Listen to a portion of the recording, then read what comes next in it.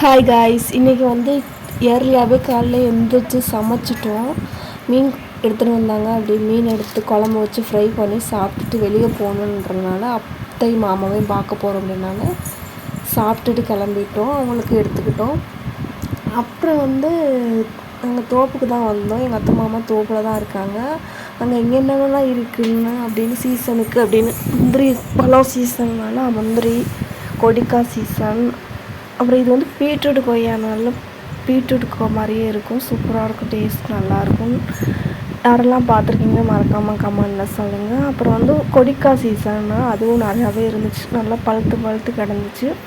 அப்படியே எங்கள் வீட்டுக்கார் வந்து பறித்து கத்திக்கம்பிட்ட போட்டாங்க.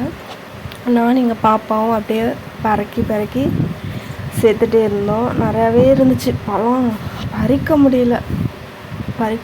பறித்து சாப்பிட்றதுக்கு முடியாதுன்றனால எவ்வளோ தேவையோ அவ்வளோ மட்டும் பறிச்சுக்கிட்டோம். அப்புறம் என்னென்ன இருக்குது அப்படின்னு தென்னை மரம், இளநீ எல்லாமே இருந்தது. அப்புறம் பூவுமே இருந்தது, மல்லிகைப்பூ அதுவுமே நிறையாவே இருந்தது. பறிக்காமல் இருந்தாலும் பாதிக்கு மேலே மலர்ந்துருச்சு. அப்புறம் அதுவுமே நான் பறிச்சுக்கிட்டு மலர்ந்தது மலராது எல்லாத்தையுமே பறிச்சுட்டு அப்படியே ஆட்டுக்கு சண்டு கட்டையும் அள்ளி போட்டு ஆடும் அப்படியே மேய்ஞ்சிட்டே இருந்துச்சு. அப்புறம் வந்து கோழி குஞ்சுக்கு வந்து இறையும் வச்சாச்சு. அதுவுமே நல்லா சாப்பிட்டுட்டு இருந்துச்சு. அப்புறம் பாப்பா வந்து பூனை கூட விளாண்டுட்டே இருந்தான்.